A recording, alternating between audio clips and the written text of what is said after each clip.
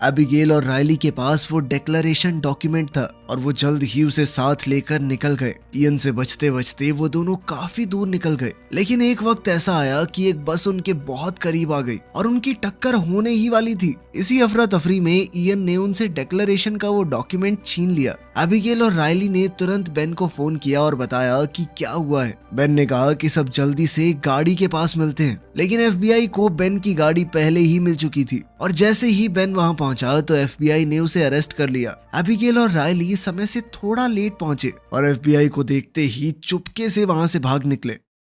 FBI की custody में Ben ने एजेंट सेडुस्की को पूरी कहानी बताई, किस तरह इयन ने वो डॉक्यूमेंट छीना, किस तरह वो एक के बाद एक पहेलियां सुलझाते रहे। जब सेडुस्की ने बेन के पास से मिले चश्मे देखे तो बेन को समझ आया कि उन्हें एक और तरीके से इस्तेमाल किया जा सकता है। तभी अचानक उसके फोन पर इयन का कॉल आया। एफबीआई वालों ने कहा कि इससे स्पीकर पर बात कर। इयन ने बेन को धमकी दी कि चश्मे लेकर एक पब्लिक प्लेस में उससे मिलने आए और अगर उसने एफबीआई को कुछ भी बताया तो वो उसके दोस्तों को जिंदा नहीं छोड़ेगा। अब एफबीआई इयन जैसे अपराधी को पकड़ने का मौका छोड़ना नहीं चाहती थी। उन्होंने बेन से कहा कि प्लान के मुताबिक ही उससे मिलने जाओ और फिर हर तरफ अपने आदमी तैनात करती है। जब बेन इयन से मिलने गया तो पता चला कि ये पूरी की पूरी उनकी चाल थी। अचानक ही इयन के लोग आए और बेन को वहाँ से छुड़ा ले गए। रास्ते में एबिगेल ने बेन को कॉल किया और बताया कि उसने इयन के साथ डील की थी ताकि बेन को छुड़ा सके, लेकिन इसके लिए बेन को उसे खजाने तक ले जाना होगा। जब इयन और बेन दोबारा से मिले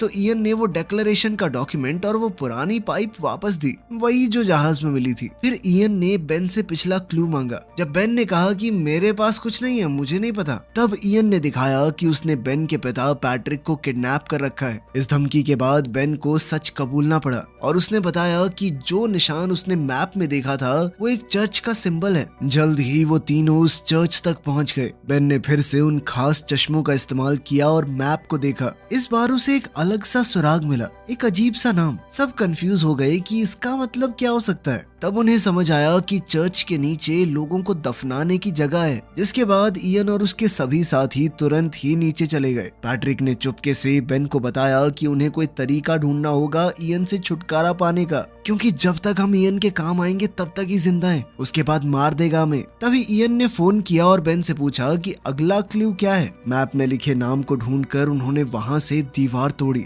जिसके पीछे एक सुरंग जा रही थी। इयन ने बेन से कहा कि वो आगे चले। अंदर जाने के बाद उन्हें एक बहुत पुरानी जगह मिली जिसे शायद सालों से नहीं खोला गया था। वहाँ लकड़ी की सीढ़ियाँ और एक पुरानी लिफ्ट भी थी। पैट्रिक ने सबको कहा कि ये लकड़ी की सीढ़ियाँ खतरनाक हैं, इतने सालों से कोई आया नहीं है यहाँ पे, टूट जाएंगी। लेकिन इयन ने सबको जबरदस्ती